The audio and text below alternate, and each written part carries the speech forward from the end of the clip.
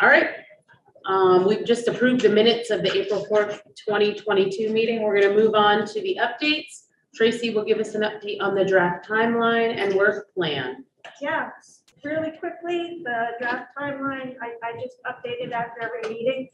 Basically, I'm just kind of pushing the tasks that we have drafted back. I do want to encourage everyone to bring their summer calendars because at the next meeting or so, we should probably talk about that.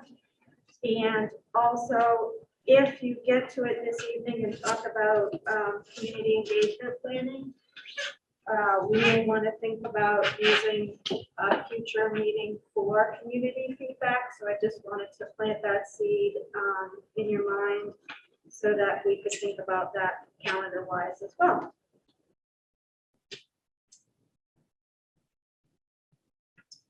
Okay, thank you. Communication from stakeholders, school board, and community engagement. Mary Kay. So we got an communication from the Montague Union School District Community Engagement Committee wanting to confirm our process and also offering to assist with community engagement. And in terms of our process, they wanted to confirm that our process will be to transmit the report and articles to the school boards in each district that participated in the study committee for review and comment by each board. That's what the statute required. That's what our plan is. In terms of their community engagement, we've discussed that our process is we're going to put together the best articles we can, go out, and then we're going to go out to the community to get feedback and then try to finalize our articles. And my understanding is at that point, then we will submit the articles to the boards, and whatever community engagement they want to do is separate from our community engagement because we have separate obligations. We have obligations as our study committee to put together the best articles in terms that we can and to engage in the community and trying to do that. So I think that's correctly summarizes what we've discussed and what our plan is. But we wanted to check in with everybody here before I communicate that out to the MAUSD board.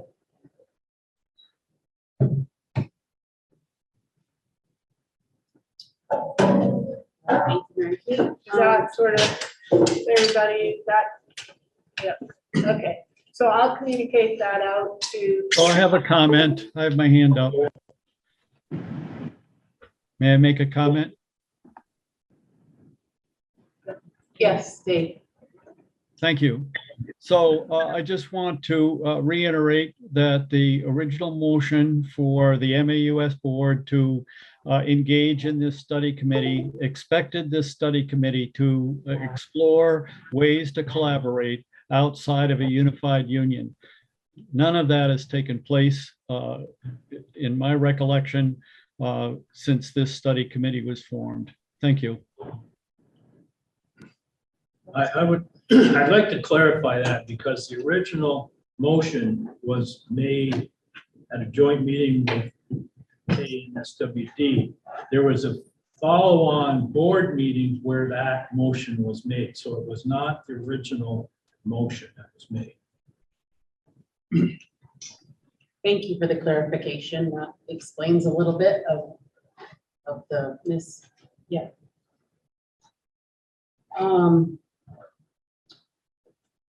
Okay, so I disagree, by the way. okay, someone else has their hand up.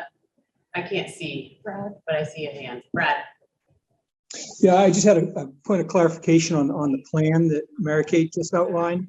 So are we going to get the community feedback before we decide whether or not we think a merger is a good idea or a bad idea? Or is it after we make that decision? As I understand it, we're gonna put together the articles as best we can and then go to the community and get their feedback. And I would assume their feedback could be relative to whether merger is a good idea or not, and relative to the terms of a merger plan.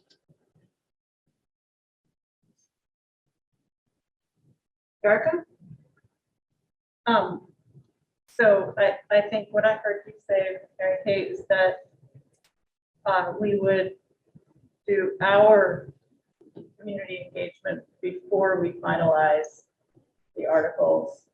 And then the boards can do their own community engagement after we recommend, if we do choose to recommend. In terms of what the boards do, we have that's not something we can control. They can do whatever they want. But I think our discussion has always been, we're gonna put together the best articles. We're gonna go engage the community. We're gonna use that feedback to finalize the articles and determine whether you go forward. So my question is, when the board of MAUSD suggested they could help us with community feedback, is there some disadvantage to getting help from the boards in terms of just logistics or outreach or? I don't think so. I also think, if we're gonna put together a plan that it reaches out to the boards, we want to probably reach out to both the boards for whatever sort of logistical assistance we might want. I think in terms of the substance of it, it should be our, because it's our, yeah. And I think we talked about tapping into the boards and their community engagement and how they best get their information out to the community. Same boat. I see Brad has a hand up, but lots of them. Okay, Stephanie. Well, just to clarify, when we're saying MAUSD board community engagement, are we talking about the community engagement subcommittee of the board, which isn't necessarily, I don't believe it's board members, but it might be a board member on it, but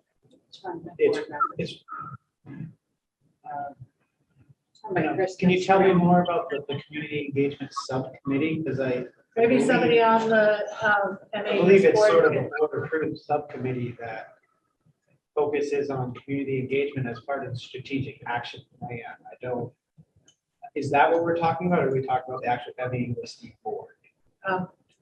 So the email I got was from board member, and it offered the help of the community engagement committee, if that's what that community engagement committee consists of. Members of the MAUSD board could speak to. Maybe Sarah. My assumption is that the group that would be assisting us would be that community engagement subcommittee of the board, which it's not all board members. There might be faculty members on it, community members on it. It's part of our board action plan. I can speak to that if you want. The community engagement committee of the MAUSD is not a formal committee. It's a group of individuals led mostly by Krista Seringo, and it includes folks both from the board and the community. But it's not a formal subcommittee of the board. So it does have a charge, and it is a subcommittee of the board. So the board it's a hybrid board in the sense that there are 3 or 4 board members on it, and then there are community members that are on it, are considered members as well. Right. But it does have a charge from the board. Stephanie? I would just like to formally request that we get specific feedback from the faculties involved and the students who are involved. Not as part of the community engagement, but just solely those entities.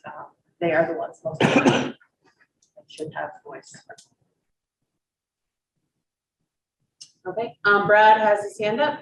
Yeah, just a quick question about, we did the community engagement activity back in, I guess in November. I don't recall how or whether the results or the input from that exercise ever have been sort of factored into our deliberations. Is that right, or am I missing something? A couple of meetings synthesizing those results, and the community feedback, each board member got a complete copy of the results, and the synthesis is linked to the agenda. And for tonight, as it has been for several agendas, and you may talk about that when you get to the school code discussion. Okay. Anything else?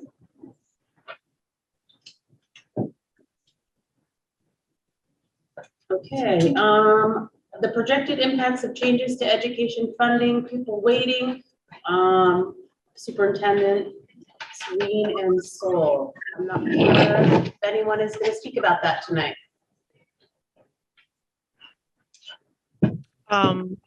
The only thing we know, I guess, most recently is that they have moved forward seemingly with the weighting rather than the cost equity model.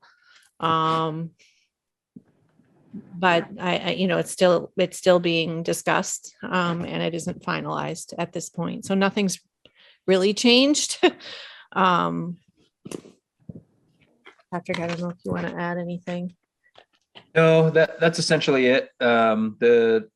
There hasn't been any updated or different projections that have come out. The most recent that we've seen from the weighting, I think, showed an impact of a loss of about 19 equalized pupils in MAUSD, and somewhere close to that, Sheila, in Addison Northwest. So not a huge impact there. I think there are a lot of other factors that are still a little less clear in terms of what's going to happen with hold harmless provisions, which are pretty significant, and some other kind of aspects that will impact essentially the cost per pupil, which impacts the tax rate. Yeah. So far, it's looking like less significant than it could have been at one point.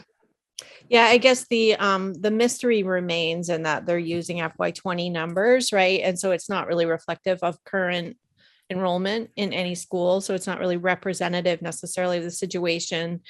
And I'm unclear how there's a provision in the most recent version to say that if a district is going to benefit from the new weights, those benefits will be, they're planning to put this into place for FY25.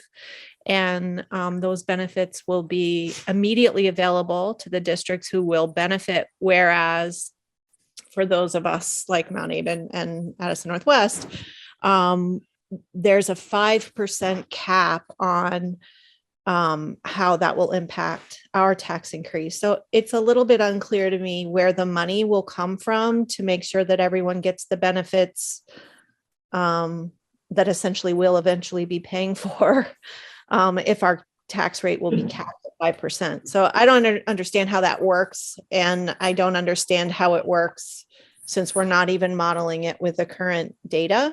But hopefully they'll unlock those mysteries in the next 10 days or so before they exit out of the session. It's also a little unclear if the tax cap is based solely on the impact from the change to the weights, right? Or if that also accounts for others. So we stand to lose equalized pupils as a result of the change in weights, and we're losing equalized pupils because we're declining in enrollment, and we will lose equalized pupils because the hold harmless provision goes away. So it's a little unclear exactly how the cap applies. Yeah, that's really what I meant by saying if they're using the FY20 numbers, our data is already significantly different from FY20. So where does that get factored in? So yes, exactly what you just said. Dave has his hand up. Dave? Thank you. So I might be able to help a little bit after our board meeting last night at Mount Abe. I inquired of a member of the Ways and Means Committee who told me that the hold harmless provision remains, that the 5% remains, and the 3.5% remains. And I'm afraid I can't tell you exactly what the 3.5% is. Those are ongoing, and so that's a report from a single member of the Ways and Means Committee, and not necessarily what will get passed, but pretty reliable guy. And with regard to the comment of where does it all come from, the money, it all comes out of the education fund. So that'll eventually affect the so-called yields, which will affect tax rates for taxpayers throughout the state.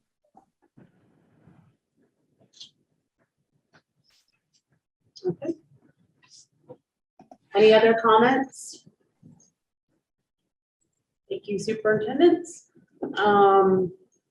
Moving on to the next item, preliminary approval of board configuration. At the last meeting, we did discuss and vote and on what a board would look like. We got a 15-member board, and we're looking to get preliminary approval on that. What? Yep, it's Article 9. Sorry, Mike, I don't have the password here, so I can't pull my computer up, so it's on my phone. I was talking before the meeting. It's okay.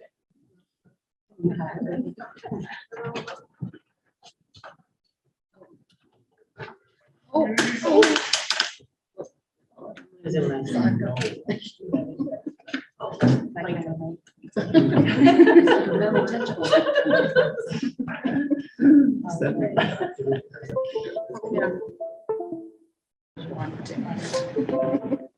So while people are pulling it up, it begins on page 5 of the draft articles, and it begins with Article 9. And it is a first attempt to capture what you discussed. It would be really helpful if people who like to do math would be willing to check the weights and make sure that those reflect what you think they should. It is kind of lengthy because it basically says the same thing twice in each section. If Lincoln is a member of the new UUSD, and one if Lincoln is not. And then Article 10, which speaks about initial terms of office for the board members, just want to be super clear that it's intended to mean that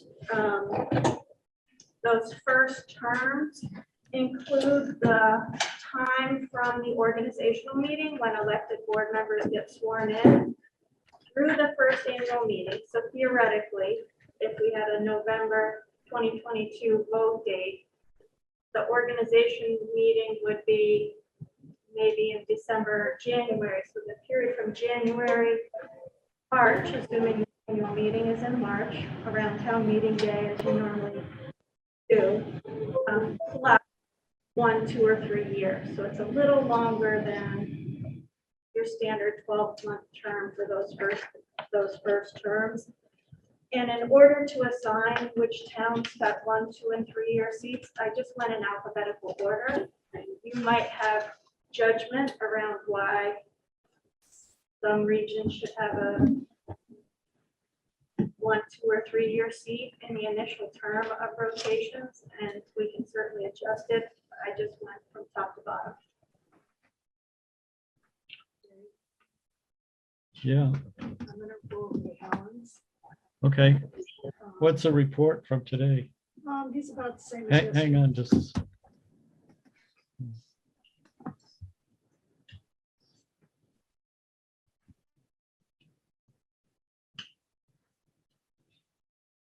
Is there any more input on this?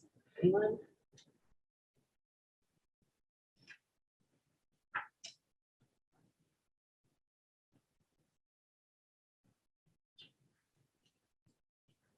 So part of me feels like for the towns that have multiple representatives, they should, instead of being split, starting alphabetically, be split in a 1 year and then a longer term in favor of towns with only one representative having a slightly longer term.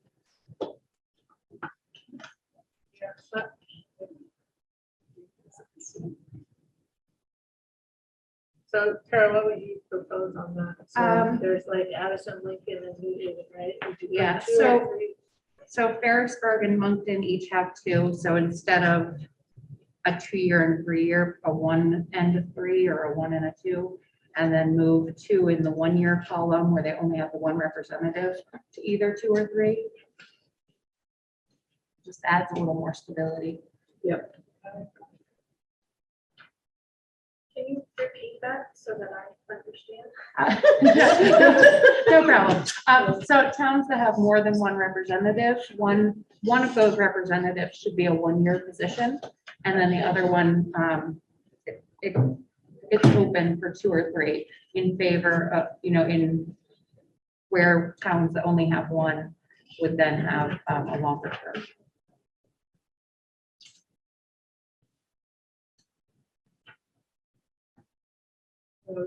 Yeah, so the question is whether we take it out of the 3-year or the 2-year, right? So what do people think about that? As long as the turnover isn't the same, like all it, like so that it's It's always all the gotta be- little, but if it's all the little towns that turn over the same year, that's the other thing, you just have to balance that. Yeah, imagine after that initial term. Right. A third of your seats are gonna turn over every year. Mm, Does that look the way we want it to look? So I guess I need specifics. I have a question.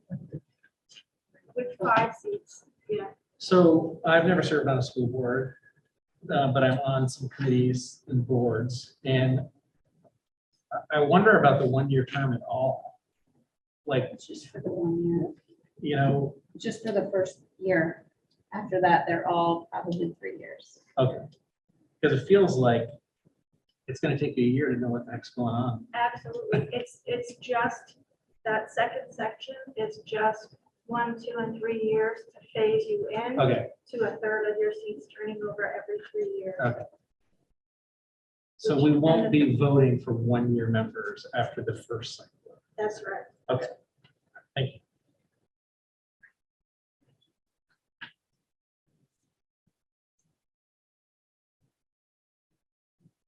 But at the same time,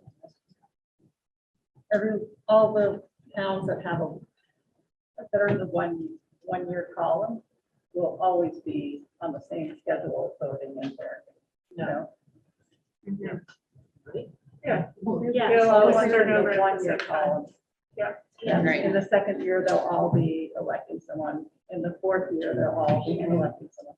So if all the towns that only have 1 representative are turning over at the same time, maybe that's not a big deal, but maybe it is. Anyone have a great solution idea?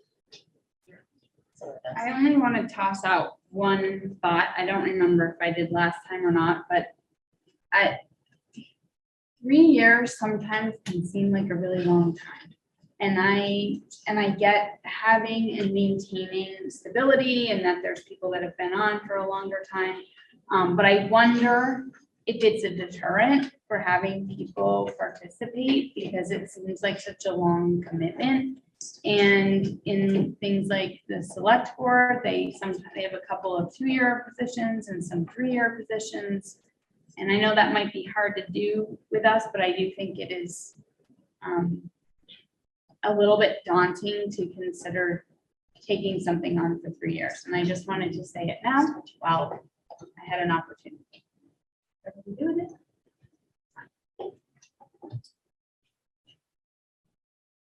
I'm looking for the legal considerations that we discussed. I think you don't have a choice. Okay. It's statute. Oh, that's so sad. Okay. But I'll double check. Okay. Good to know. I know for our boards, whenever I have to do each election year, it's always for a 3-year term.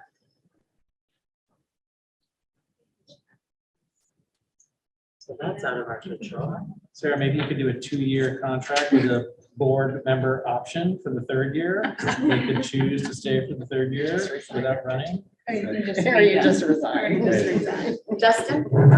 Just gonna ask, what happens in the event someone who's like elected to a 3-year seat, but like after a year resigns and the seat's vacant? Probably appoint somebody, but then when does that 3-year seat, does an election happen to fill the last 2 years of the 3 Yes. years? Yes. So So the it stays in the statute's same really cycle? clear about that. So if somebody resigns, the board is required to initiate within a set time frame. I don't remember whether it's 30 or 60 days of 30, process to 30. appoint a replacement, 30, that will be in that seat until the next regular election, at which time, whatever the remainder of that term Yeah. is the seat. So it could be less than 3 years in that circumstance. So it's an appointment until an election, and then the next election, that seat is filled for the remainder of that term. Okay. That makes sense. I asked the question just because Good like we're question. putting a lot of thought into like the cycle and continuity of the board. I didn't know if that was something that would just sort of disrupt it anyways. I know specifically in Virgins and Canton, it's actually a recommendation from the board to the council, and they're the ones that with the appointment, I think, yes, that's how it went.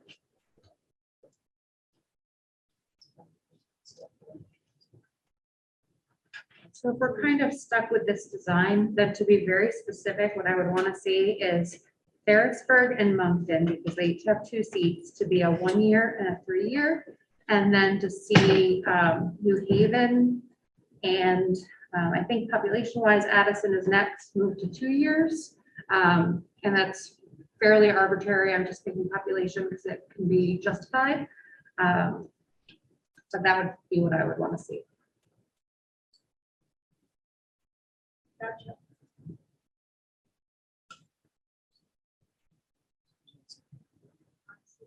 Other people, thumbs up. And yeah, should we get a thumbs up if everyone's kind of that preliminary approval?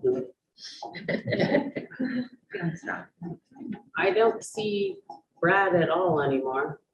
Yeah, he's there. He's there. Just a preliminary, okay.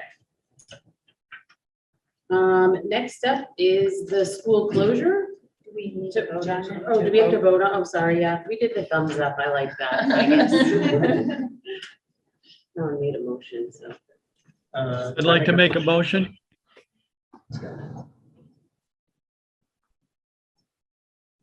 May I make a motion? You got a second? Well, what is the He's gonna make motion? the motion. Oh, yeah. You can. Thank you. I move that on or after the first day of operation of the new district, an elementary school program will not be closed, repurposed, or otherwise terminated for any grade K through 5 students resident in the town where the elementary school program is located without the approval of the voters of that town.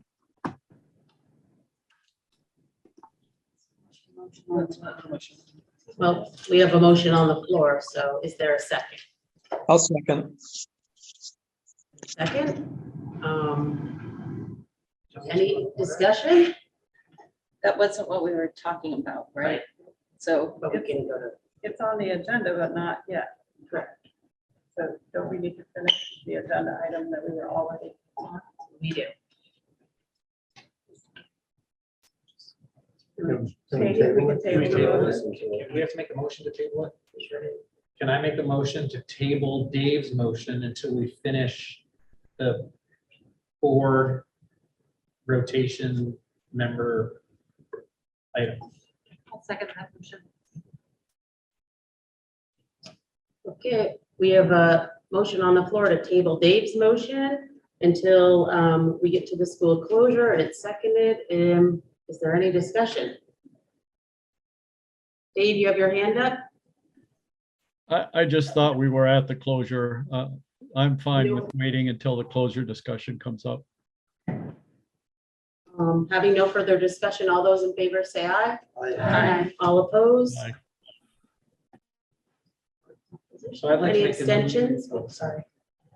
Motion carries. I'd like to make a new motion for the item on the board that we discussed that accepts the changes that were discussed and uses the form and the layout that we have in front of us in the document to create the 15-member board from parents. Okay, we have a motion on the floor and a second to give preliminary approval on the board configuration. Is there any discussion? Is that including what Carol recommended? With the amendment. Yes.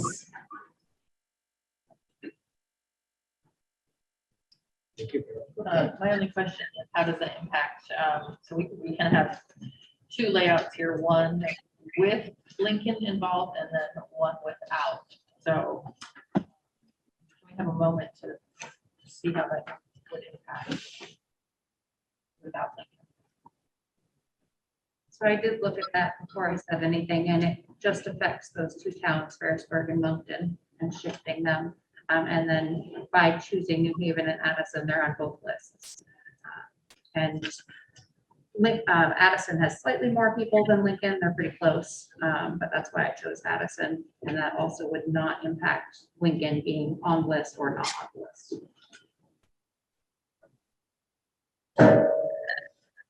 Any other discussion or anyone need more time?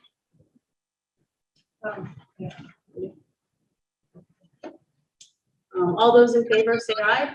Aye. Aye. All opposed? Any abstentions? I abstain. Abstains? Motion carries. Whoop. Next on the agenda is the school closure and, whoops. Should I just? Yep. So I've just been trying to figure out if the 3-year terms are required, and it's not entirely clear to me. Can we have Tracy look into that and bring that back to the next meeting? And we can revisit this if they don't need to. Okay, thank you.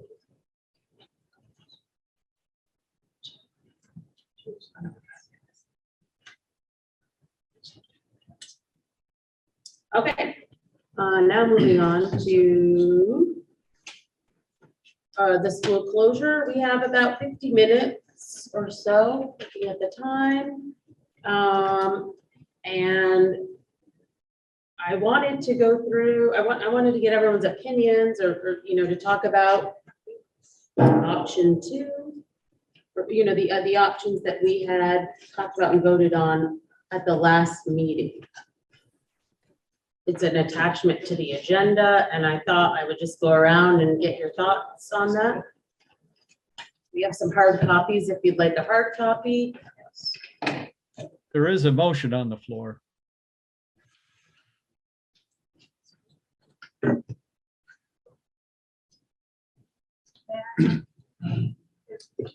The motion that's on the floor, the same as option number 1 that we got in the handout. We already voted. I think they do. Dave, is that motion that you made, is that the same as option number 1 in the written form? No, it's not. I proposed K through 5, not K through 6. Otherwise, it's the same as option 1.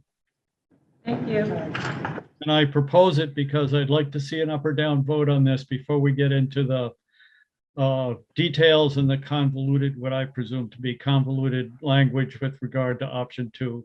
let's clear the table on option 1. Let's see if it passes, and then we can move on to option 2. Dave, can you repeat your motion, please? Sure. You can find it as option 1 in the details below. It reads, on or after the first day of operation of the new district, an elementary school program will not be closed, repurposed, or otherwise terminated for any of grade K through 5 students resident in the town where the elementary school program is located without the approval of the voters of that town. Okay, we have a motion on the floor with a second. Is there any discussion?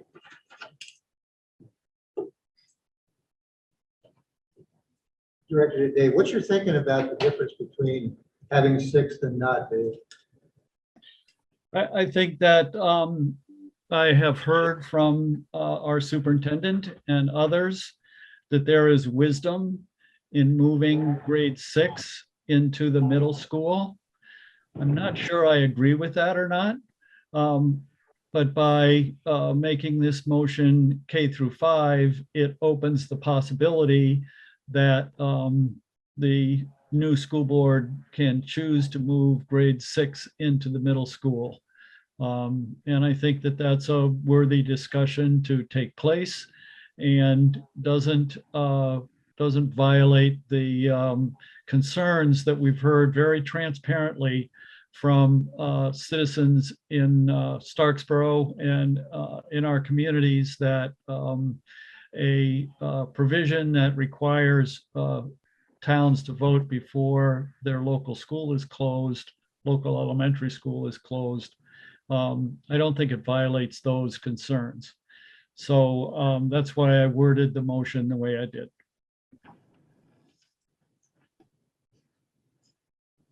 Any other discussion? Is there an expert opinion that we can ask an educator about? I have opinions from having taught those grade levels. But I really don't know how I feel about it. Moving the 6th grade into the middle school is fraught with problems, but probably not much worse or different than having them remain in elementary school. I don't know. Keith? I'm not opposed to the concept of having discussions about which grades belong in which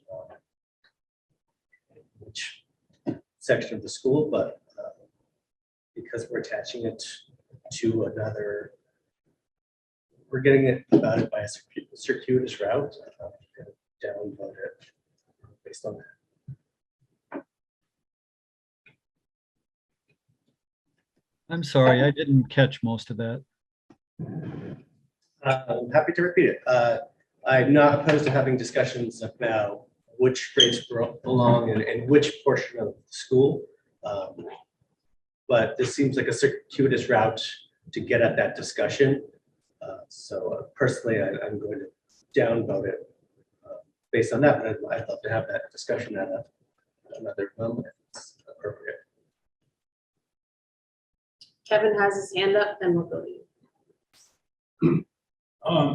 I'd like to make a motion to modify option 1 to say all of grades K through 5 instead of any of grades K through 5.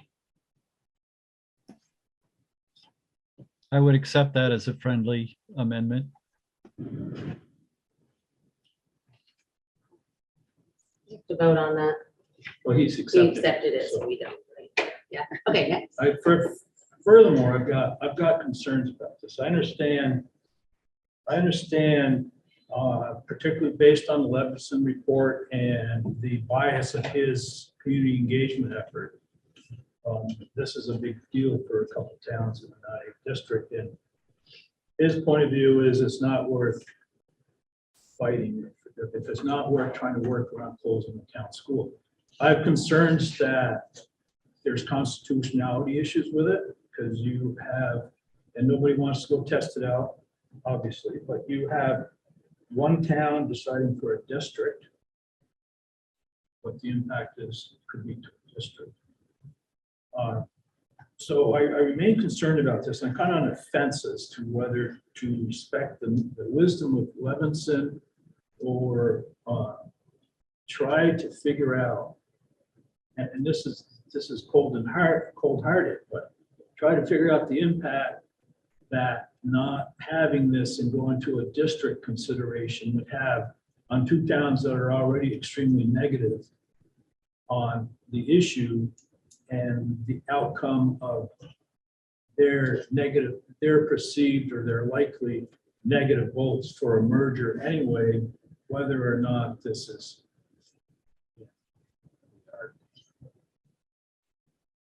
Stephanie?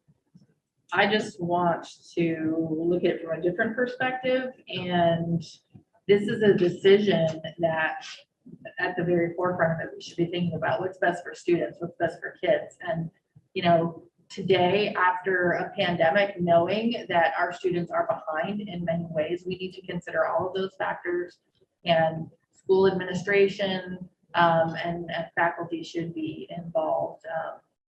They are the experts for this. So I guess I would advocate that, again, more feedback would be gathered from those folks. Dustin? I think that this is a good option, and I think there's a lot of wisdom in the Levinson report. And I also just hearing the feedback we've gotten from the community, from a lot of community members, that, you know, something like this language is really desired to be in these articles. I think without it, I think it's unlikely we pass a merger and then we won't be able to realize any of the benefits of merging central offices or doing something with the middle and high school that might expand opportunities there. I think including this language is going to make it a lot more palatable for a lot of our towns to pursue this merger and vote yes on a merger agreement that would allow us to then it becomes less about closing local elementary schools, which is everyone's fear, a lot of people don't want, and more about, okay, well, now we can really realize some real benefits to merging central offices, expanding opportunities for middle and high school students at a time when we really need it. So I think it would be wise to vote yes. I'm personally going to vote yes on this motion that he's made, you know, for those reasons. And I think it's also wise to, it's a good compromise, I think, to not keep it any of grades K through 6, because that's just very firm. You know, it maintains the flexibility there to, if the informing board decides they want to move 6th grade, 5th and 6th grade into a separate middle school, like you have a 4th grade building, 5th grade building, there's that flexibility there to do that. Whether or not those are wise things to do or not, like those are discussions for the future, but this article would allow some flexibility for that to be a possibility. So for those reasons, I'm personally going to vote yes on it. I'm gonna go over here to Carol first. Oh, wait, Becca had her hand up first, okay. My thoughts about this is, I'll write it down. is that when we talk about the Levinson report and that this is good for the towns and the community, I think we're talking about the MAUSD district and community, and kind of not thinking about the Virgins and us and Northwest community. And I think we need to be talking about it as a whole community and thinking about it, how it is good for our whole community and what will become a whole district. And I don't know what way the merger vote will go at this point. And so I think we need to be thinking about that and thinking about it as a whole. And so instead of thinking it as this set of voters and that set of voters, I think we need to start thinking about it as a whole set of voters. And honestly, I don't know which way this vote is going to go. So I think, honestly, I'm not sure. Like I said, I'm not sure. And I do think that taking that into consideration, I'm not sure. If we go with this option, it's gonna please some people. If we go with option 2, it's gonna please some people, and we don't know. And so voting yes, voting no. It's kind of like putting the balls in the air and seeing which one drops first. So that's Carol? So I wonder if instead of such strong language about the town needing to approve a vote, if we start the agreement with a statement of commitment to small schools to ensure that we're all planning to keep the small schools open, and there are no immediate plans to close any schools. I feel like it's really important to put that front and center before we even open up the conversation about closing schools, because it puts people on edge to hear what are the arguments for closing schools. But if we say we don't want to close schools, but if we have to, this is what we're going to do, it just makes it a little less painful, because it's not something that they have to think about in the near term. Keith? Oh, okay. What about having, I'm still stuck on the voters of that town. I have a hard time with it being voters of that town, and I have a hard time. What about doing something like for 4 years? Not and putting a time limit on an option that could be revisited. And then I think you have a little bit more like breathing room from everybody. So like nothing will happen for 4 years or 3 years or something like that. Keith? Yeah, I don't think anybody here came here interested in closing more schools. I'm pretty sure. I feel confident saying we all came here to find ways to keep schools open. But I also have some concerns that putting in such strict language it will be fairly inharmonious with creating a unified district. To say that we're together but separate, I think that's ineffective. I think it's not going to help us ride out waves of whatever shrinking pains we're going through right now, and that are not over. The thing that I like about, and I'm going to upfront say that I think it needs a lot of work. Sorry, Kevin. But what I like about it is that it gets, it acknowledges that there can be reasonable conditions and strictures around school closure. If it ever came to a situation where that was necessary. It doesn't make it arbitrary. It allows governance of a district, which we also need to consider moving forward. We do need to consider the towns, but we also need to consider the future board that will be responsible for governing this district. I think allowing some ability to pivot on the behalf of the board while also putting some power in the hands of the voters is important, but to give a single town essentially veto power with no ability to override that veto makes absolutely no sense to me. Both from a governance standpoint and for all of these towns that are in theory, if we move this forward, we want them to sign on with this.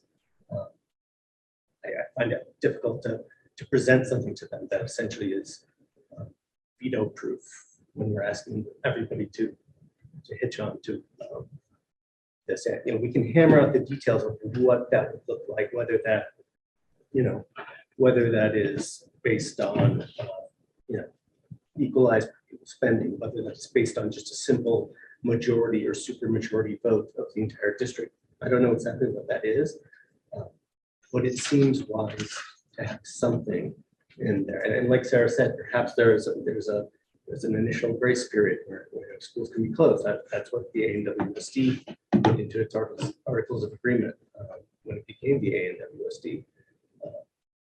But such ironclad, straightforward, restrictive language really seems like it's hobbling the district before it even gets off the ground. Brad has his hand. Oh, Mary Kate too. We'll go with Brad.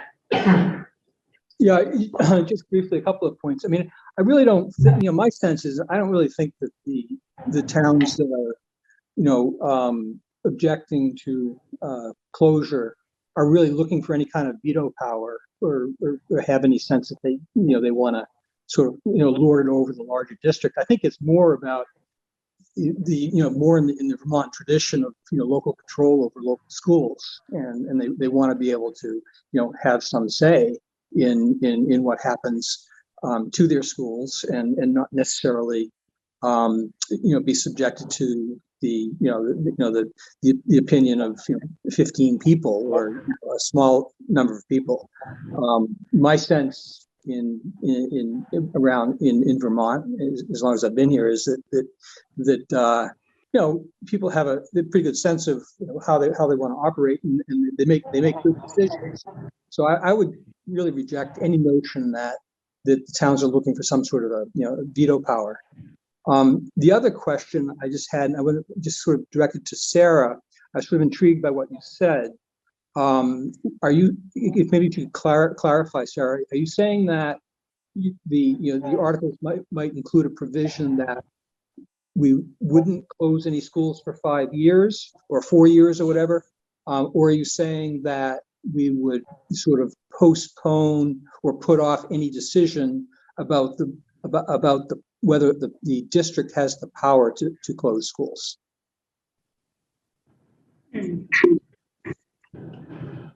My initial thing was about, there's for sure no school closure for that 4 or 5 year period. But that it would, I guess I don't know if I said something that went along the other way, but I don't. I was just asking, it wasn't clear from what. I mean, that's not it's an interesting thought. I'll say that. About having an ability to potentially pivot. I think that the article is too strong and permanent, and that aspects of it are probably helpful right now, but not maybe helpful later. And we need to have the ability to be helpful both times.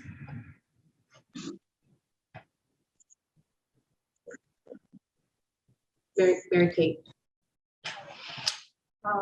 So I just think it's vitally important for our communities, for our students, that we merge our middle and high schools so that students can have the opportunities and those aren't cut. With the declining enrollment, if we don't merge our high schools and our middle schools, those students' opportunities are just going to get cut and cut and cut. And what I hear is that the Addison Northwest has sort of already done all the work of closing schools, trimming budgets, and our people from those districts represent that their voters won't be supportive of something that says you can't close schools. And then what I hear is many in the Mount district really value their local schools, and they won't support a merger if there's not some provision in there that says we won't close schools. I have sort of two thoughts in terms of how we may solve this. One is to have a very long period, like 8 years, no closing schools. Include the sort of language that Carol was referencing about our commitment to small schools. And maybe that's a compromise that would work. The other thought is to sort of go all the way back and look at, do we create a supervisory union for the middle and high school so that we can thereby have one high school, one middle school, and then Addison Northwest can keep their trimmed school district for the elementary schools. And Mount-Aid can keep their school district where the board of Mount-Aid has voted that, we're not going to close schools. So those are just two thoughts I have. I am wary of simply adopting the proposal Dave has in terms of tying everybody into this, we're not going to close schools. Because I just don't think that's fair given everything and what I've heard. I also think the most important thing is that we can get this passed for our middle and high school students.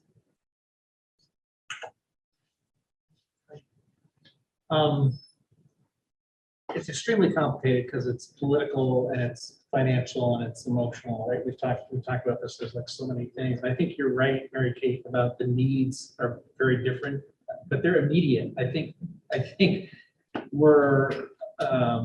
we have to be realistic in the fact of why we were sitting here at this table. Like, the time is now to make some decisions that may or may not be all the decisions everybody wants to make all the time. But Brad, listening to some of what you were saying, like, it's a little bit like we can't have everything. Like, you can't have the shared resources of the district, but then want to lord over everybody in the district at the same time, right? So there's a you're receiving all the benefits of the district as soon as you enter because your costs are spread across all the towns. So if Starksboro is going to run a school on their own right now with just Starksboro dollars, that would be extremely difficult to do. So there's a benefit that they're receiving by being in the district. And I think we just need to understand that we all shoulder the load and the burden for equity for our students. I want the kid in Starksboro and Bristol and Addison and Panton all to receive a high quality education and have all the opportunities they can get. I live in this greater community and access all of these towns and the resources. And I live not in my single village in fiefdom. But I also want these schools to stay open because I think it's better for the kids and the parents to have these small schools, but we have to be able to afford it. And I think one of the languages I'm not seeing in here anywhere is like, when I see repurposed, I guess I don't understand 100% what that means, but I would think Starksboro has to agree that if their numbers get so low, they have to agree that their school can't look like what Bristol School looks like. They might only have 2 teachers, or they're not going to have library services. Or they're like, if you want to keep the school open, what the district is going to be able to afford is not going to look like what you have right now if the numbers continue to decline. We have not made the hard cuts yet. The hard cuts have not been made. We are not cutting programs. We are not cutting, all sorts of things. But they're coming if we don't make some decisions. So I am not against really any of this because I think I do want towns and people to agree, but I think we all, to what you said, we have to all come to agreement. It can't be one group holding control over the whole board, which makes it extremely complicated. And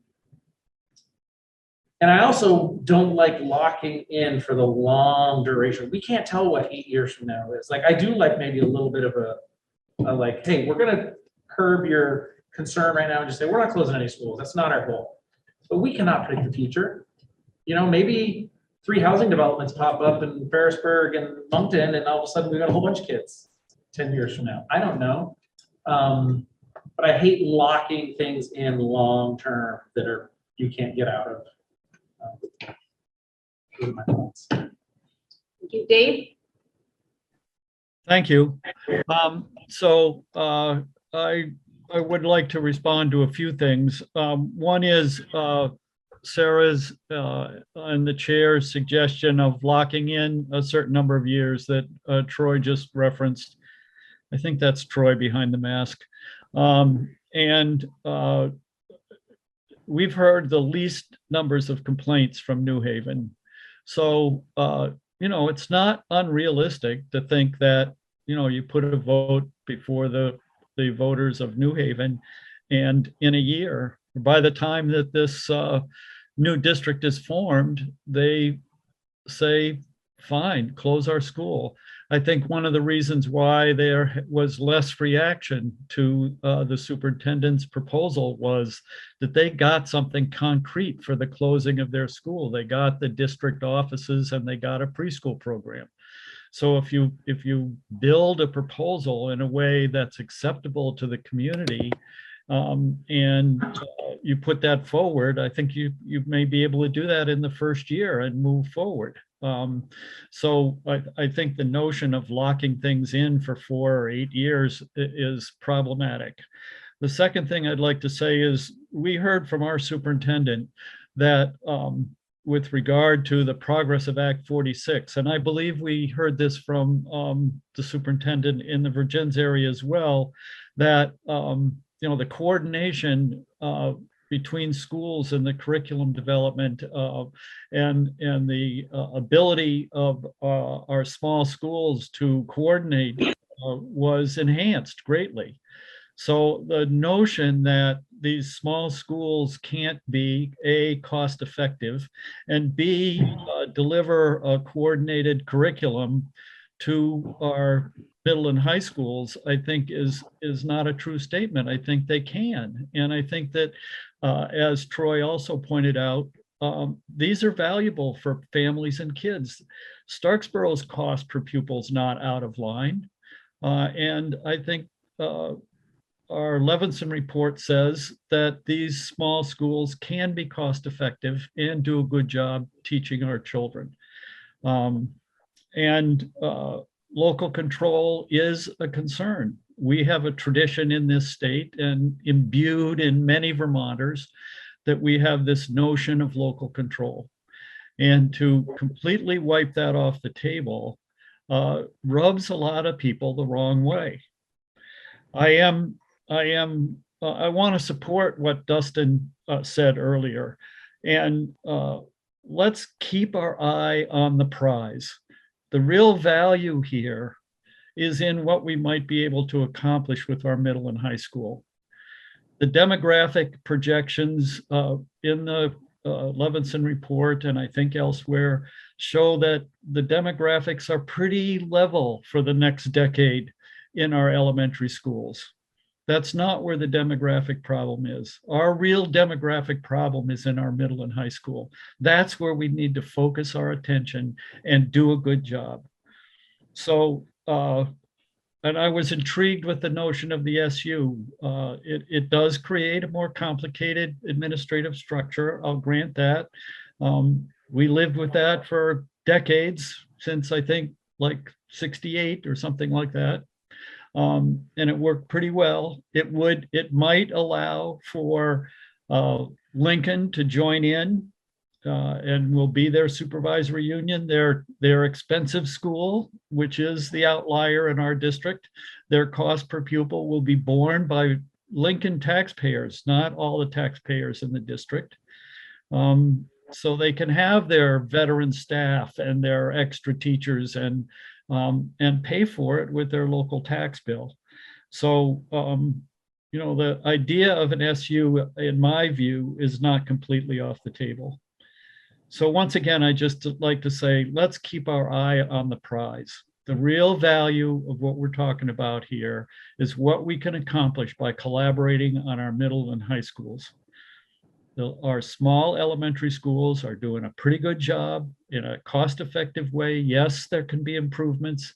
I think we'll see improvements through the progress with the Levinson process. Let's keep those in place, and let's move forward and get what needs to be done at the middle and high school level. Thank you.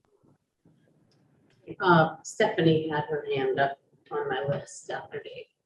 I'm just wondering if, I'm curious about the spectrum of flexibility within an article. So, I mean, could it be what Sarah was suggesting, for 3 or 5 years, no school within the new district would close, And then at year 4, a committee would begin work on determining the next steps. Like, is that a possibility or is that too flexible?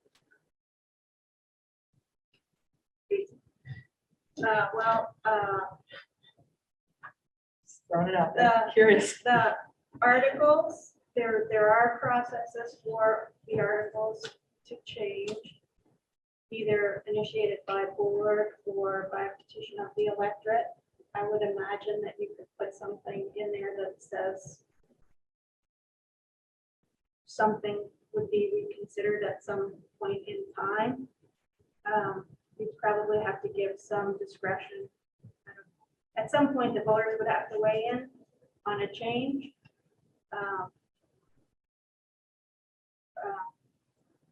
And if it's something you're interested in, we should probably get legal review as well.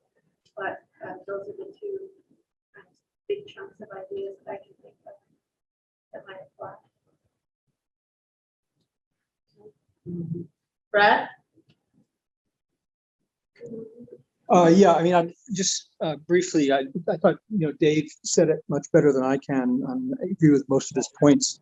I think the issue is definitely, it's a governance issue here. It's not really, I mean, we're far from any kind of a catastrophic scenario where there are 2 teachers in one of these elementary schools, and the demographic trends, as Dave mentioned, point to the in the opposite direction, that things are relatively stable.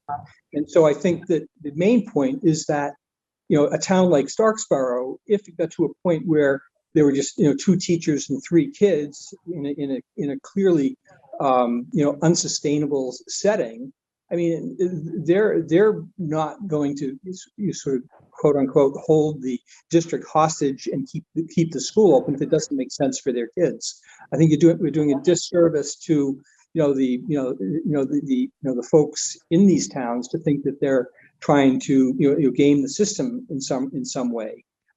If it's a good idea, if merger is a good idea, if collaboration is a good idea, I'm pretty confident that the voters, not only in Starksboro but in Lincoln and New Haven and these other places, they're gonna go for it. And they're gonna go along, and they're gonna have thoughtful input into a plan to address some of the challenges that we face, whatever they might be at the time. So I mean, that's sort of my take on it. What do you do? We got all these hands up. Sure. So I just want directly responding to those comments. Yeah. My town in Addison, our school was closed. We had three teachers. We were down to very little assistance in the schools, part-time nursing, part-time art, gym. It was only 3 full-time teachers for less than 60 kids. And a lot of people were very, very upset that our school, there was any question about closing the school, even though it was financially and socially unsustainable. So saying that people are reasonable, just having gone through that process, I think there's just too much emotion when you talk about closing your school. It was not financially or socially viable for the children to continue schooling there. But a lot of people are still very upset the school is closed. Not the people whose kids were in the schools, but the townspeople whose children maybe graduated 20 years ago and remembered a different school. Thank you for answering that. Next up, we have Kevin. Rogers with you. So I'm intrigued by the time delay thing as a compromise. Granted, it's not ideal, and you're just kicking the can down the road to some degree. I am adamantly opposed personally to going to a supervisory union. I think the confusion, the politics, the gamesmanship between having sub-boards report to a supervisory or superintendent board, if you will. I've heard people in those situations just get into turf wars. So I think I am set to support a unified district as opposed to super districts. Erica. Thank you. I guess I don't have much new to add, but I do feel strongly that it's important that if we do merge our districts, there is a culture of we are a district and that all the children matter in the district. And that we understand that all the elementary schools are precious to us. We want to keep them all. We also understand that in some circumstances, that might not be best for the kids in that school or for the kids in the rest of the district. And so I do feel like having something so restrictive to say that, you know, the town has to approve. I have seen this is problematic. Like, I'm going to be honest, I've been watching what's going on in Mount Abe and it doesn't look nice. It doesn't look happy. People are angry. People are hurt. And I don't see people feeling like secure and open and welcoming and creative, because they want to keep things the same, and I understand that feeling. But for me, I think if we leave that in these articles, it creates at the very beginning a situation where it's not a unified district. It's towns that have their own self-interest first. And they're willing to look outward when their kids get to a certain age, but before that,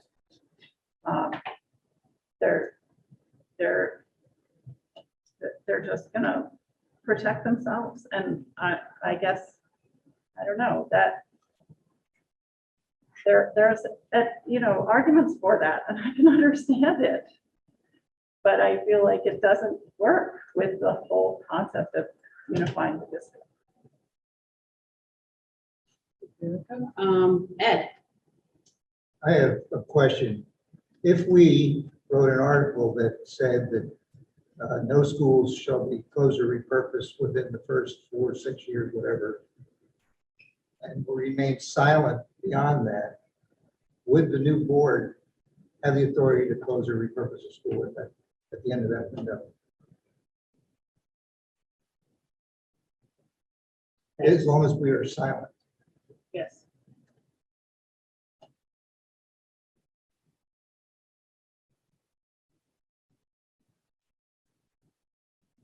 Any other discussion on the motion?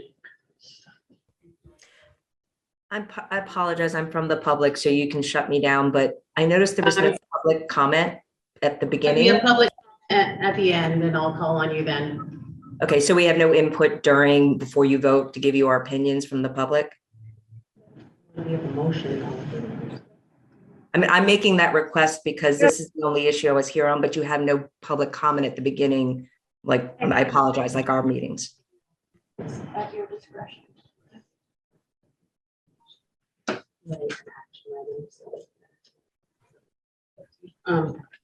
Sure, I guess, yep, we'll listen to you for a couple minutes.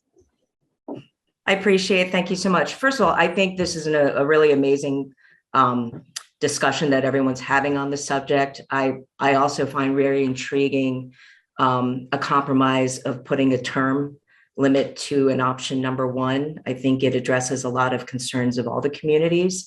I wanted to point out that, the Levinson report is very clear about the demographics. And based on those demographics, the MAUSD board pretty much directed our superintendent to look to keep all of our schools open with a cost-effective mindedness, We're going through all of that process. We've hired more we've hired more time from our consultant to put that in effect to make all of our schools more cost effective, continuing to provide the education, which I think we provide an excellent education to our elementary schools. And I also appreciate the fact that Addison Northwest has done really hard work prior to coming to this merger study committee and also doing what they needed to do to make sure that they were running their schools based on their numbers and their fiscal situation. I actually believe both districts separately have really been working very hard for our elementary schools and figuring out that plan. I don't think option one disrespects, even in a merger situation, Addison Northwest, but by not doing option one, you potentially are disrespecting the other district and all the work that they've been doing through their board members and their community engagement, and the community engagement that we know from the Levinson report about how strongly our 5 towns feel, not just the Starksboro-Lincoln community, all 5 towns feel about doing everything we can to keep our schools open. So that's why we're doing so much hard work and putting a lot of funding, in terms of figuring out the best way of doing that. So since this is a proposed proposal and from the beginning, you're going to be getting input at some point from the community to say, what do you think of this? Well, we already know what MAUSD, at least through Levinson and all the other work we've done, we know how they feel about it. I'm not as familiar with Addison Northwest about maybe you really need to put that out there and then get from your community, well, what do you guys really think about this given the whole scheme? We already know the answer from MAUSD. So I would argue this issue and focus on the small school closure is derailing the merger study committee from what I think is its most crucial piece, which Dustin brought up, Mary Kate, David, Kevin, Brad, Troy, which is middle school, high school. So if you look at the Levinson report summary that we put out yesterday, MAUSD, the demographics are very clear. We are losing 20, like in the next FY30, I think it was 20%, I pulled it up. Basically, a 20.4% decrease in our students is projected from 20 to 2030. So 127 students, but of that number, 17% of that is going to be in our middle school, high school, and only 3% now is going to be in our elementary schools. So that is one of the reasons why we're working just to keep our schools as is, because it truly is a plateau for the next 5+ years. The real problem that we have as joint districts is what is going to happen now to our middle school, high schools. And so if we can't get past just letting go of this elementary school debate, I'm concerned that the merger study committee will get so mired in that it will never get to the middle school, high school question, which is really, truly, in my mind, the biggest issue. The weighted studies, students are weighted more in middle school, high school. They are worth more. And so that's all I wanted to point out. And I'm hoping that everyone looks at those numbers very carefully.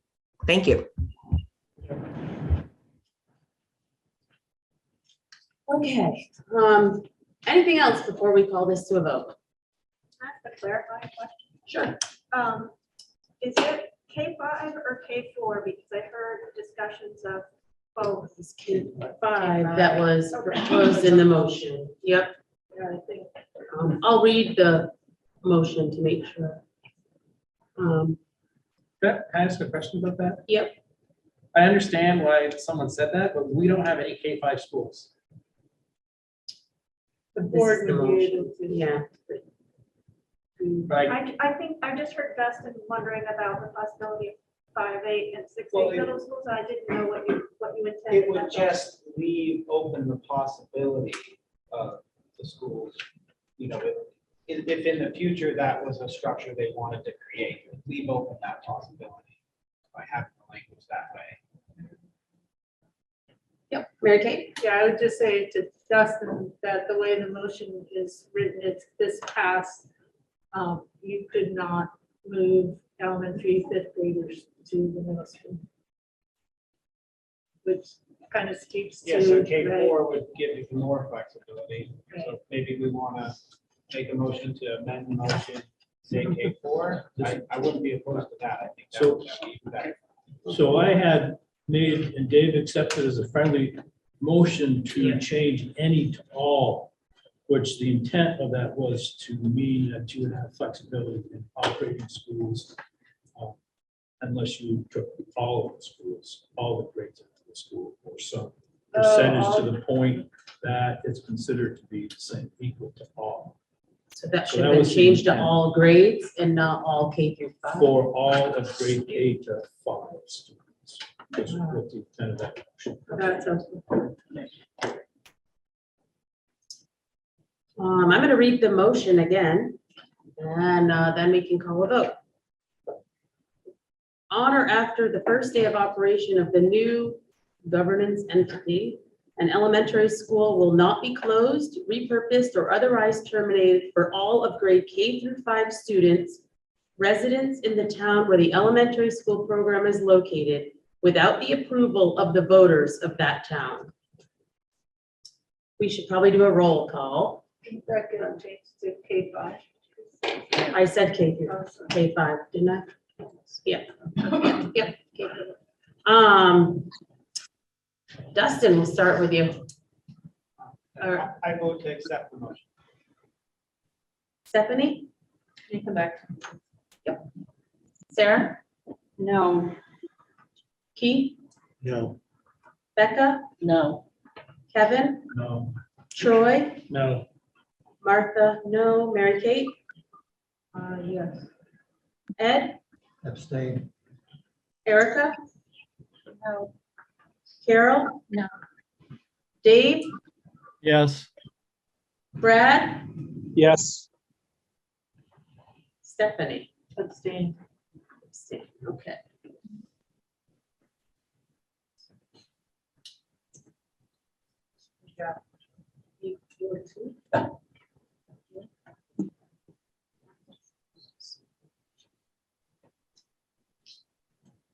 Yes. Okay, the motion. 4 yes. Or yes. Yeah. To abstain. Yep. So the motion does not carry. Did everyone hear that? That it was 4 yes, 8 no, and 2 abstentions. Okay. That took up. We're going to look at option number 2. I'm not sure what time is it? 8 o'clock. Is it, I'm thinking, what? it felt like maybe there was an appetite for a version of option 1 with a time frame. And, you know, I don't know. I feel like I feel like no matter what we're trying to vote on here, there's going to be this uncertainty of the future and the inability to handcuff the board in the district one way or another. And I want to give, and I think option 2 certainly gives the board, which is the towns. The board is represented by the voters of the towns.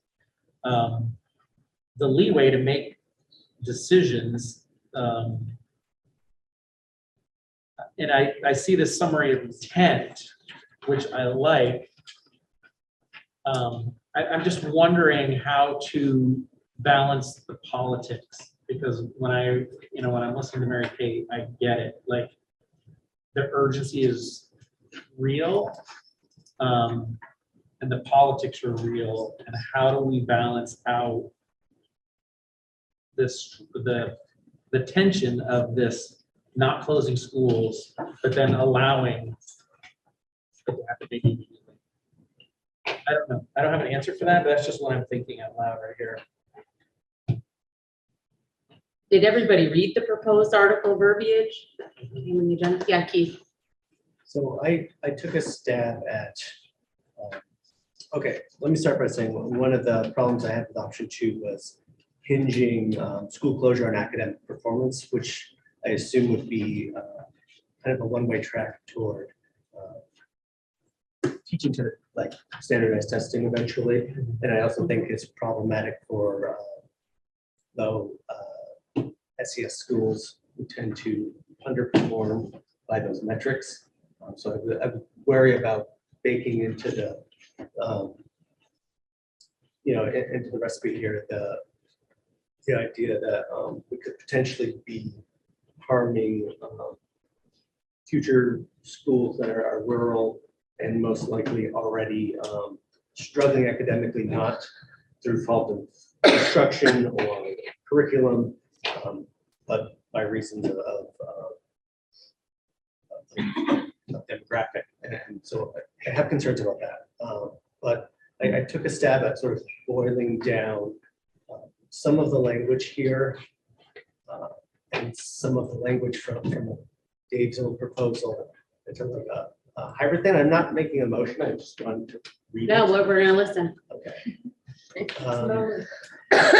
you like the microphone? Would you like me to cut? I think so, yes, yes, everyone can hear you. You have to turn it on. Oh. Just-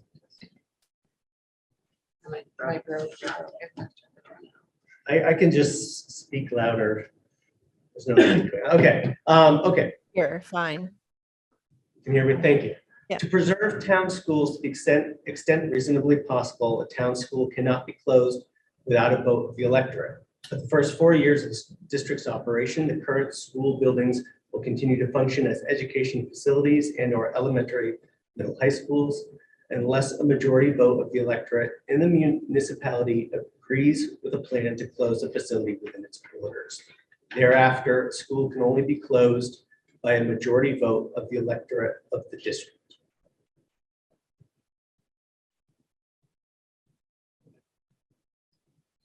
Stephanie? Thank you for writing that. It's interesting to think about, and Troy had brought this up earlier, but I think it's worth saying or mentioning a second time that we haven't seen the hard cuts yet. And our perspective now, it just, even though we kind of understand that that's coming, we don't really feel it yet. And I think in 3 years or 4 years, right after everything has stayed the same, no building has closed, but during that time period, we're going to start feeling some of those cuts in our perspective around the needs of our districts and what our students need and what's going to be best for them is drastically going to change. So I do think that making this decision right now, it's just so difficult because we can't really foresee how difficult it's going to get. So maybe it does make sense to, keep everything the same as you've written, so that we can make better decisions with more perspective and more understanding of what's going to happen.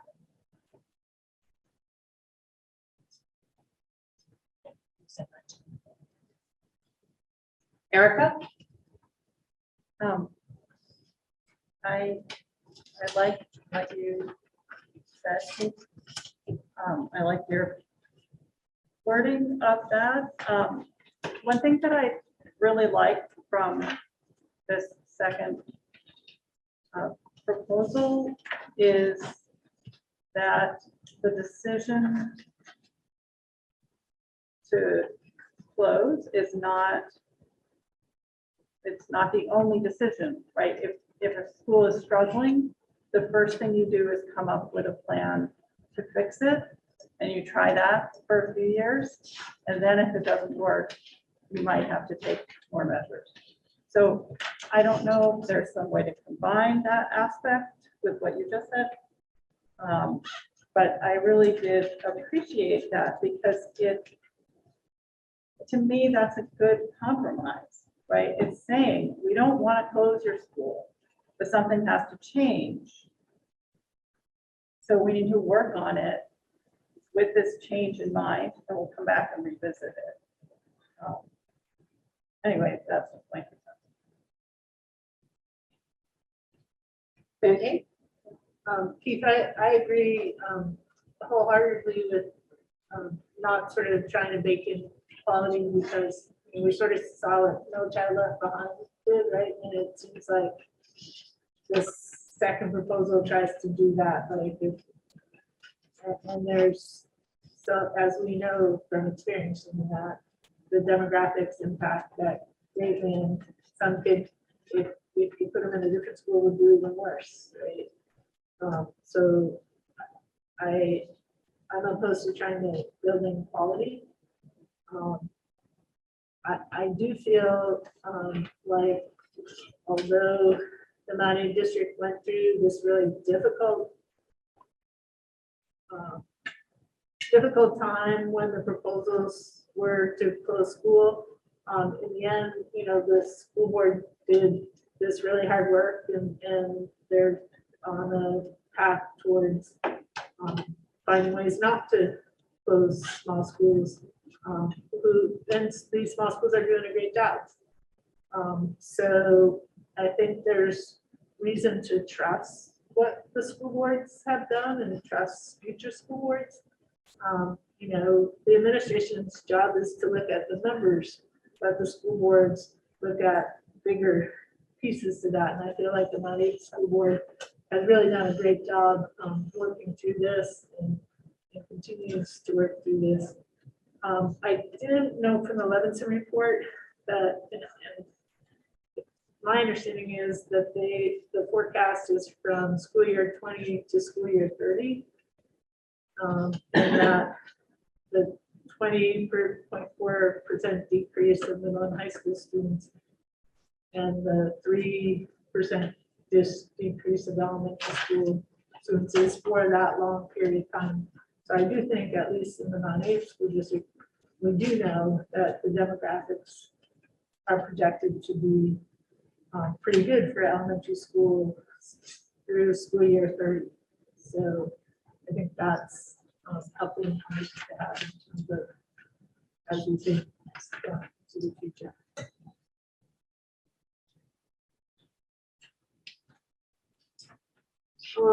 Any other discussion on this?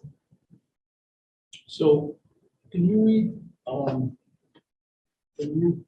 so I understand that you, for after 4 years, it would be a district-wide vote? Yeah, I vacillated between that and putting the power at the board, and I figured that would be good. Yeah, debate in this committee to have that discussion. And would it be is it a simple majority or a super majority? Or is it? As written, simple. Simple. But I didn't want to make a proposal because I wanted there to be some debate about it. If this had any appeal to it, and what was unappealing about it, what could we change? What could we live with? What's wrong? Sarah? I think that there's some good parts to it because it does still give the area to make the hard decisions within the 4 years. It's just that choice involves potentially a different group of people, or I don't know if that's accurate with how we read it, but it involves. Am I wrong about that? I just want to clarify. Sure.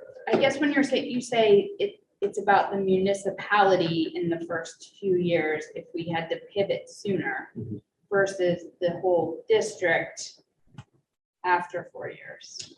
Yeah, the intent was that within the first 4 years, only a single town could vote to close their own school if that was proposed to them. For example, thereafter, I guess 2 options really. As written here, it would become the district-wide vote amongst the voters of the district. Another alternative would be, or to have the power vested within the board. Kevin? I think it's be much more palatable having a district-wide vote as opposed to a board vote. And I would suggest maybe we would even require a supermajority, 2/3 vote, so that it's really decisive across the district that needs to happen. Which could be an argument a little bit more for an individual town by the school as to protections.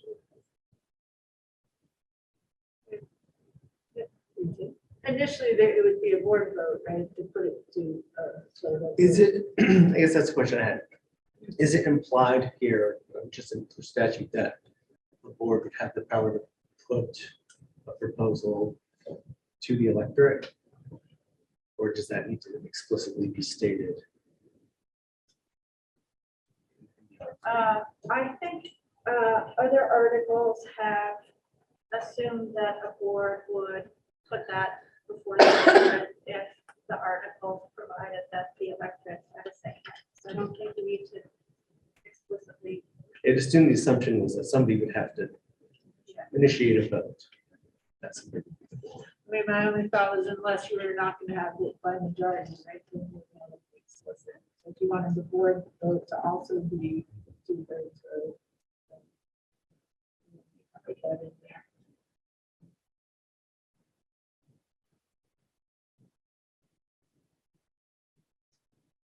Any thoughts, anyone?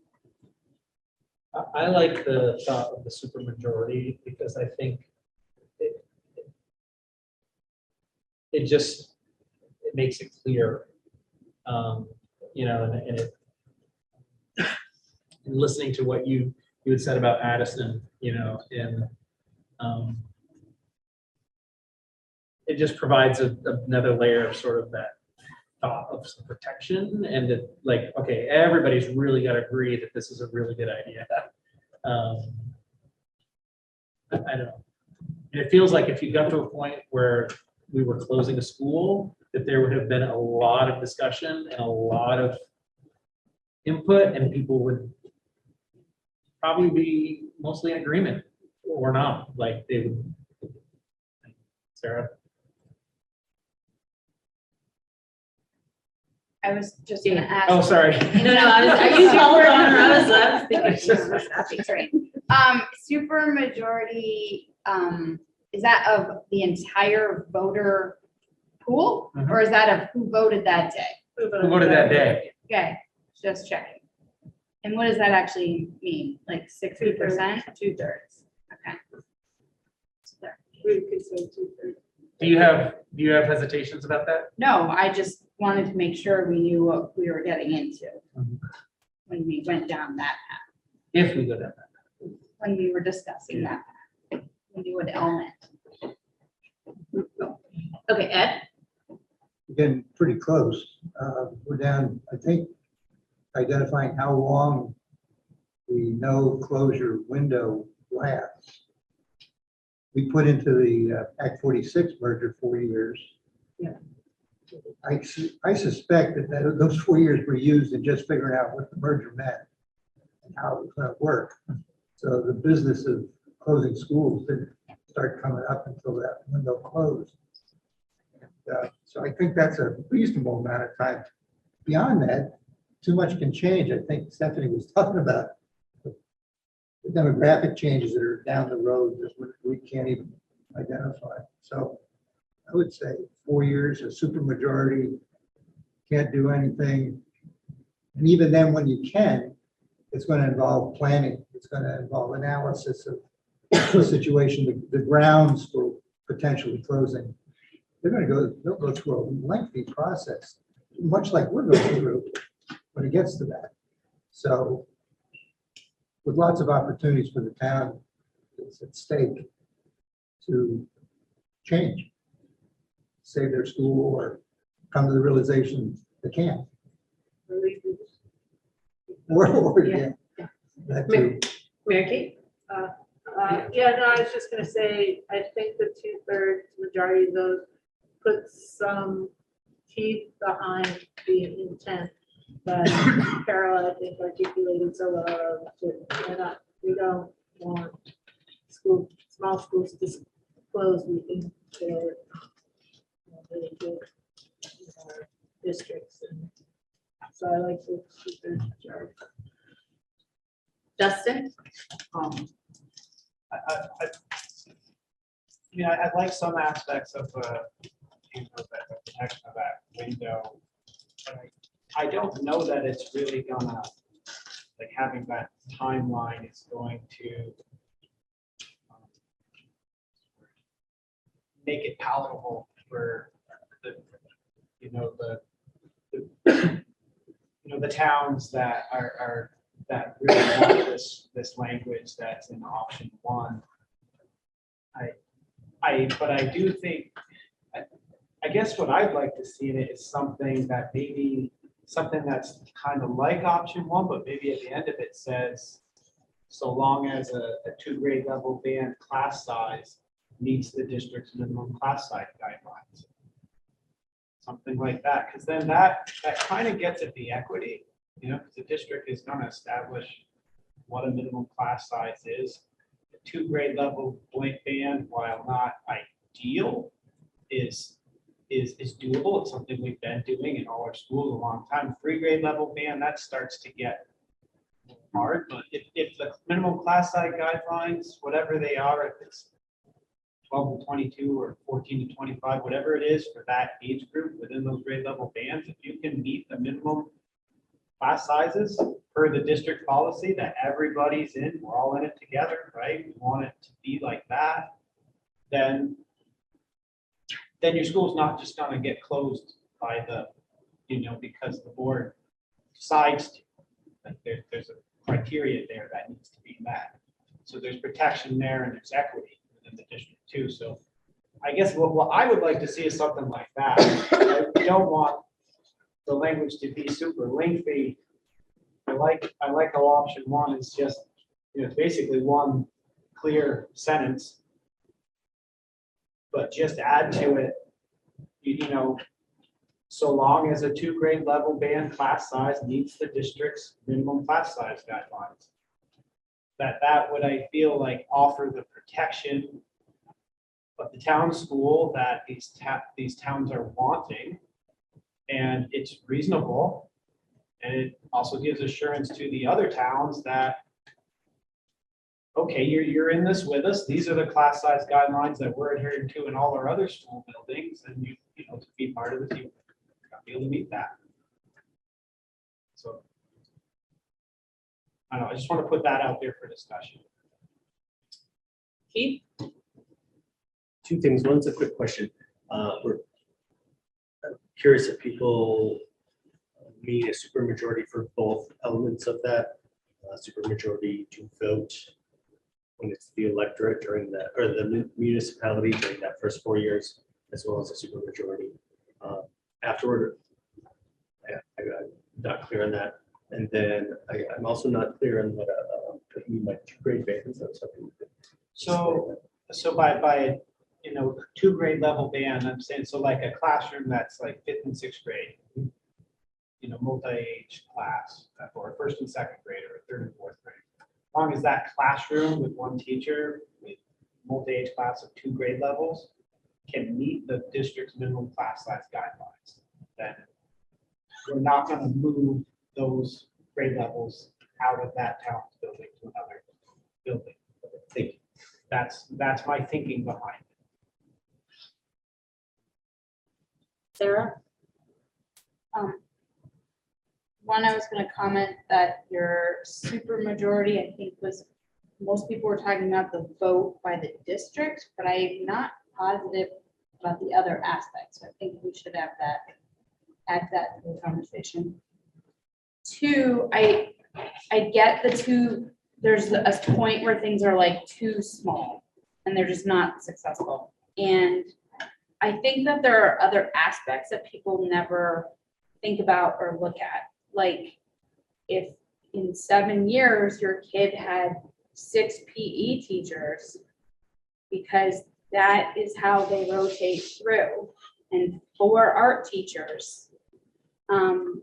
Those are like unintended consequences of maintaining a school. And so while it would fall under the, the grade width, bandwidth, as you described, I'm not sure that all aspects of the education would still be equitable.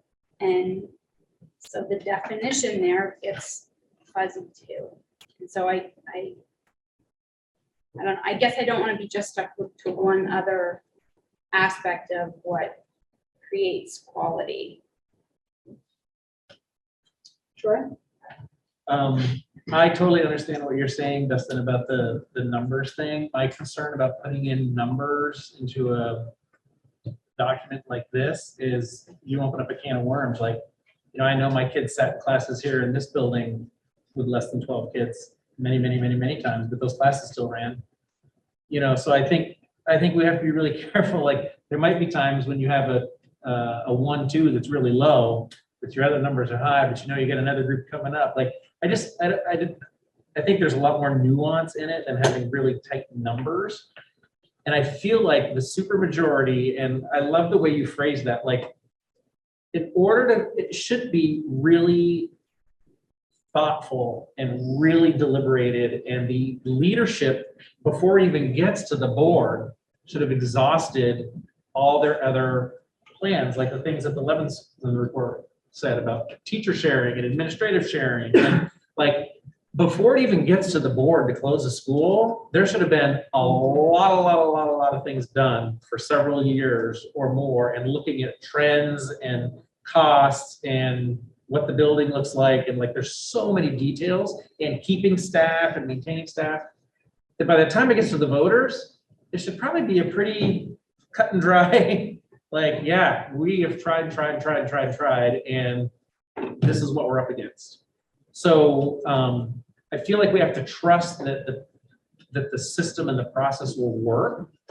Like you said, to get to that hard point before we put it in front of voters, that this is like this is not what we want to do, but this is where we are.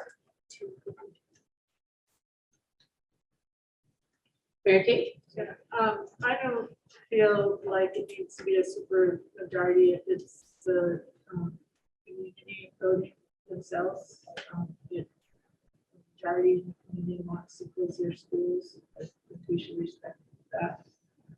On class sizes, I know that, you know, a number of our schools don't have the optimal class sizes as it is. So, you know, sometimes just one grade comes in and it's a small group. And so that one class could impact the class sizes. And so otherwise the school could be operating really efficiently, serving students well. So I would tie it to class sizes that, you know, at least not you know, the optimal class sizes to the board to sort of figure out when they get to that tiny size.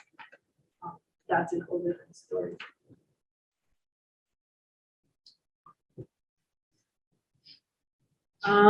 Okay, we kind of are messing, I mean, we've done a lot of talk. We aren't, I don't believe that we're gonna get to, you know, we're not gonna get to any,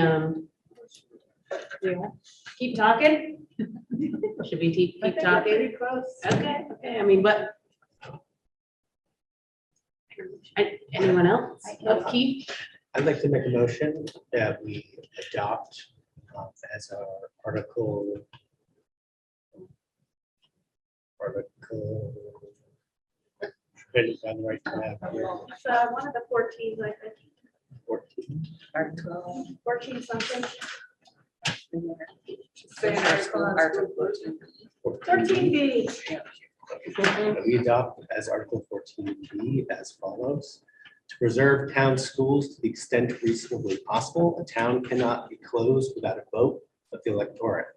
First, for the first 4 years of the district's operation, the current school buildings will continue to function as education facilities and/or elementary, middle, high schools, unless a majority vote of the electorate in the municipality agrees with a plan to close a facility within its borders. Thereafter, a school can only be closed by a supermajority vote of the electorate of the district. I would say with the supermajority. Supermajority of 2/3 of the electorate. 2/3 of the vote. And it's 4 years. Say that. 4 years. 4 years. Can you say the part about the schools? Which part of the school? Well, Maybe we should just read. I can reread this, hold on. Okay. Do I need to remake the motion or just reread? No, you can reread it. Okay. Repeat the motion, please. To preserve town schools to the extent reasonably possible, a town school cannot be closed without a vote of the electorate. For the first 4 years of the district's operation, the current school buildings will continue to function as education facilities and/or elementary, high schools, middle/high schools, unless a majority vote of the electorate in the municipality agrees with a plan to close a facility within its borders. Thereafter, a school can only be closed by a 2/3 supermajority vote of the electorate of the district.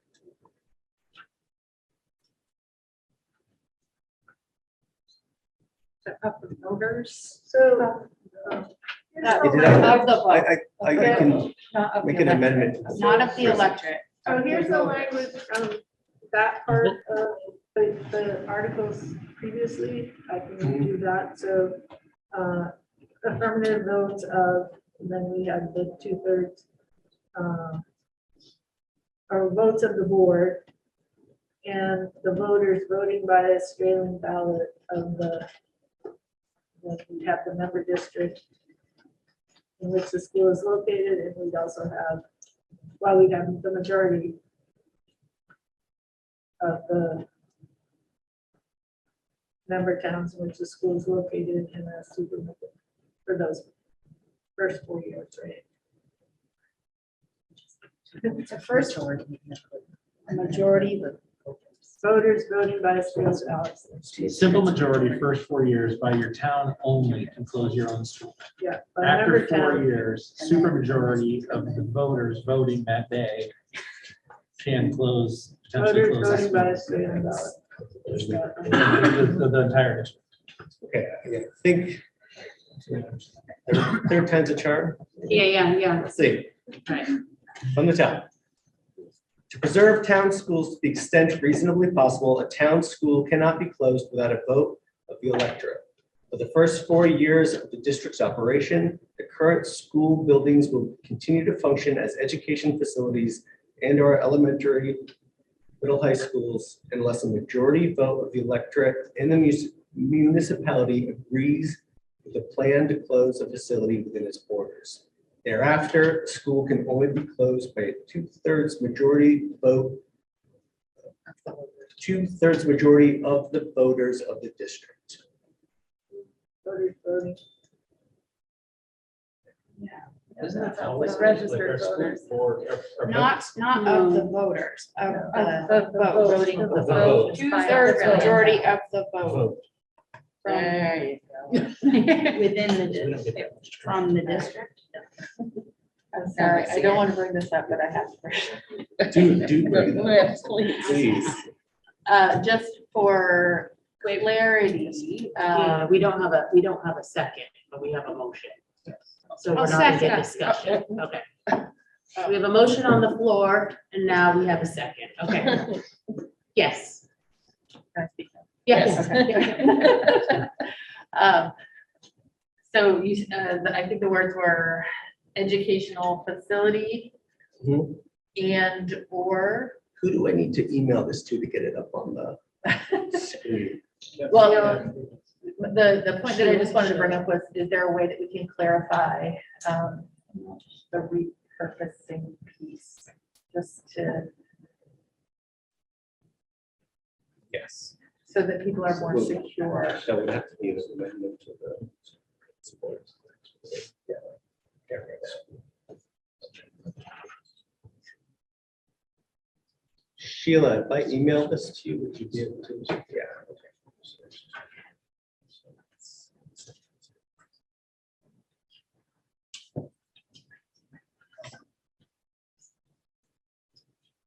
So we have a motion on the floor and a second. And we've started discussion. Is there any more discussion? We are gonna post it here so people can read it. I've got it. Kevin. Just remember. So we had talked at one point about a gate within the school board as well, but it didn't end up in motion, so I don't know if that's still permanent or not. Question, we had a brief discussion somewhere along the way that the school board would have to do a two-thirds vote, put it to the voters.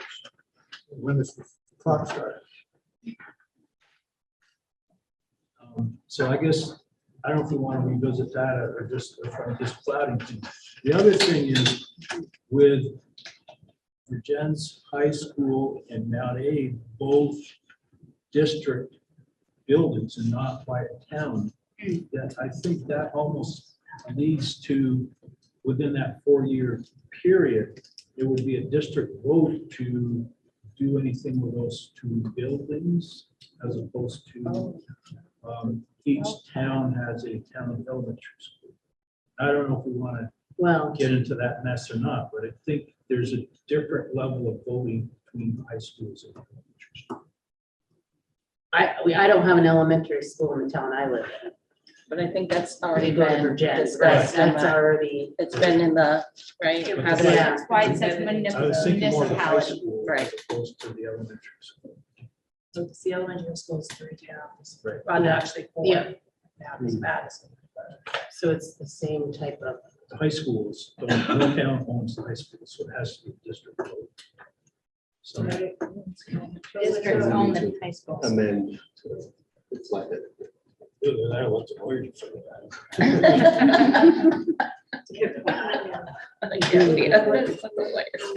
Well, I mean, it's sort of like, yeah. Are we able to push the thing over on the screen or minimize? Dave has his hand up. Yeah, yeah. Just Hold on. Oh, I think there's some problems with the language. Hold on a minute, please. I'm trying to.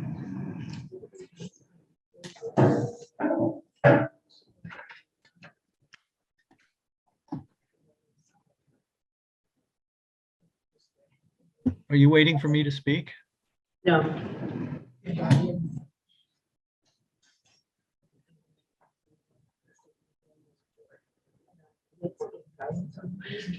Just fortunate. Oh, you got me. Majority of board. Okay, okay. I'm just kind of making a plan. Okay, all right, Dave. So I don't know the intent of the mover, but if it is to preserve town schools without a vote of the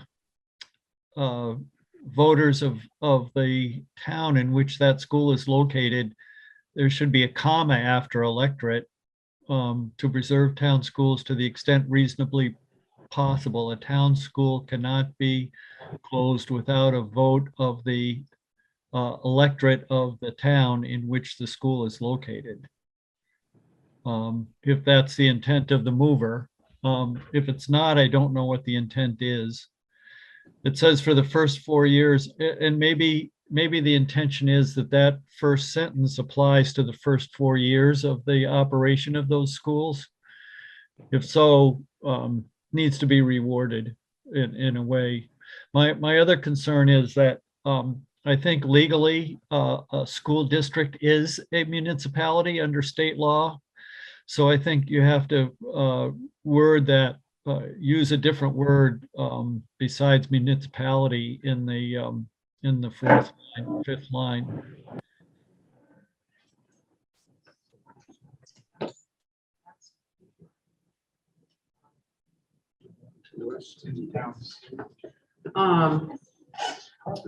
I can be very quick. Yeah. To answer his Yeah, first okay. question about, my intent with the first sentence was that it would broadly cover the entire statement. And then that next 2 sentences would clarify. So in either context, it cannot be closed without a vote of the electorate. For the first 4 years, it cannot be closed without, whatever word we are going to settle on for municipality here, it cannot be closed without a vote of that entity that we intend here. And then thereafter, it cannot be closed without a vote of the district. Either way, it can't be closed without a vote of the electorate. That was it. We have a couple options. We can keep going and do this, or we can take some guidance from you and come back and visit it at the next meeting. Guidance on the district supermajority, the amount of years, the majority of the town, and the majority of the board vote. So the idea, if you're willing to table your motion, what we would do is get a thumbs up or thumbs down on each of these issues that are part of your motion, and then work on some language to bring back to next meeting, given the late hour. Gladly table it, Okay. yeah. Do I need to put that in more formal language? Justin? Well, I guess the other thing is Kevin brought it up, but if this is mostly about town elementary schools, to write it in a way that doesn't sort of lock us into those same things to do something at the high school level. Right, so that's part of why it's more complicated. Right, right. It makes sense to sort of go back and work on that one. So I was totally distracted when we were, the district, yeah. Mary Kate says so. I was trying to think about what the motion was. So How I on felt. the first issue is if a town votes by a majority to close their schools, is everybody in agreement that Within 4 years or? anytime For any, the town itself decides to vote, or is that 4 years? The town can't vote to close its school until 4 years? No. That's within 4 years. They vote within 4 Yeah, years. so District within can. 4 years, majority voted the town can close the school. So we get a thumbs up or a thumbs down. Right? Yeah, clearly majority. Okay. You're taking Yeah, notes on yep. this? All right, and then the second is it would require a supermajority of 2/3 of the entire district to close the school. Voting, At- those voting. Vote those people voting to close the school after the 4 after the 4 years, and I need to do the 4 years separately, but after whatever period. All right, that's clear. All right, and then the period, 4 years, Period of 4 years. no closer. All right, looks like. And then the issue of, and I'll just ask the question both ways. Majority of school, or I guess it's assumed majority. Super majority, 2/3 of school board, thumbs up, otherwise it's a majority of the school board. So super majority of the school board vote after 4 years, thumbs up. To then move it to a. To then move it to the next thing. So that's really cool. I don't know about that.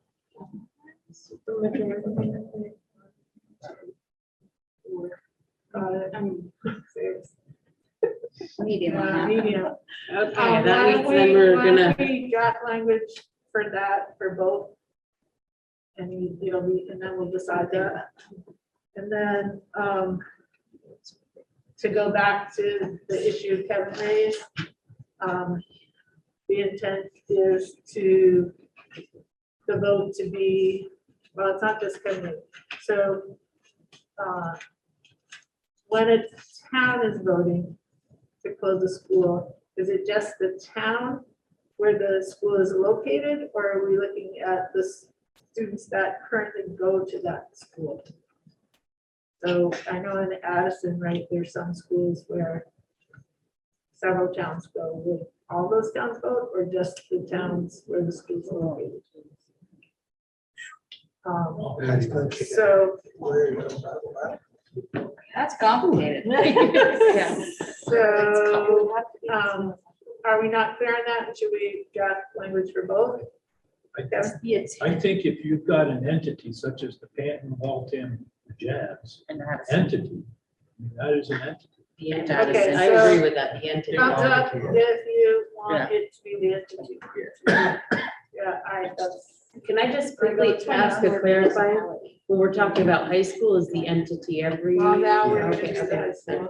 that. So then for the high schools, and middle schools, Sarah, go ahead, I was gonna say, I think we should leave them out of it. just not even talk I about don't, it. yeah. I don't know if we want to be clear that that's not our, Okay, since anyone can watch the tape, our intent is not to have this be about middle and high school closure. okay, so leave Am I those accurate out, on that? yeah, thumb up for Okay. leave that out. And then how about, thumbs up for some sort of language, what Carol proposed in terms of the intent is not to close schools. Yeah. All right, so we'll work on some language, and Keith, if you'd be willing to, since you drafted most of this, we have some questions run it by you. That's all good. All right. That's helpful. Okay, so we're not quite there, but really good progress. But we happen to have a meeting next Monday, so. So I was gonna say, Yeah. I can't guarantee you that I'll have the draft language by Monday. I'm kind of feeling where legal counsel might be helpful. But we can definitely, I'll do my best. And we definitely have lots that we can talk about. I mean, independent of this, we can start thinking about pros and cons, and we can talk about community engagement and specific strategies to get to all the stakeholder groups that you want to get to, both school boards, the community broadly, faculty and students, faculty, staff and students. So that's what I'll try and help you with after I've talked to the co-chairs. For Monday. Okay, Yes, thank you. So, You have a game there. Thank you, Sarah. can we move, I propose that we go right to communication, key points of public comment and. Yes. I move that I take the motion until the May 2nd, if you, a second. We have a second. No, it's a table, if everyone's good with it, right? Okay, so Keith's motion is tabled, and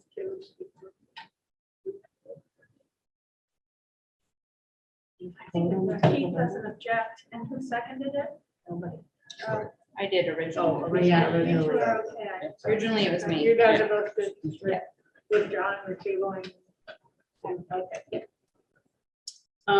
Community engagement planning, we agreed that we will amend it and look at that next week. Communication key points. Does anyone want to mention a few? Or just, I mean, yeah, school closure. Well, preliminary. Preliminary. Preliminary approval of the board configuration.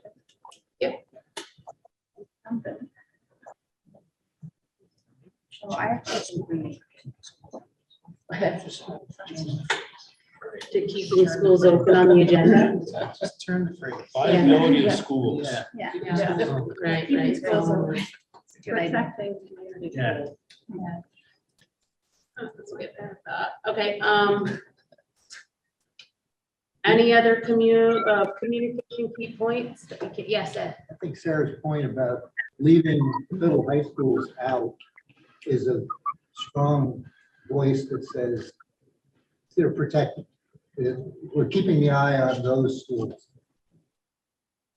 I would add as a key point that with the demographics indicating that the largest component is to the middle and high schools.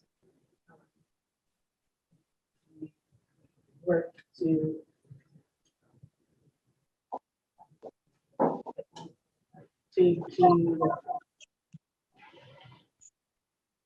protect, Yeah, protect or to goes without saying.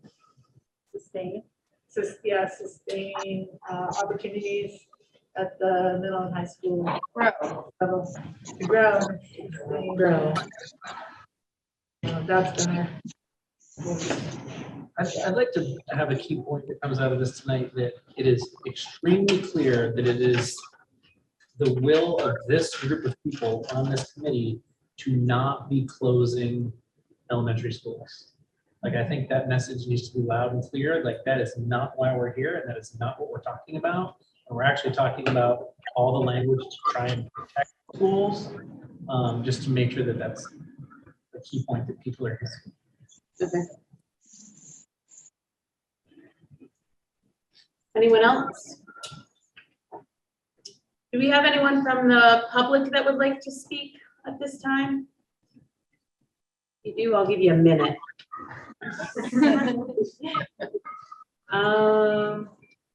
Okay, seeing no hands raised, I would like to entertain a motion to adjourn the meeting. Second. Motion on the floor, any discussion? All approve? Right. Aye.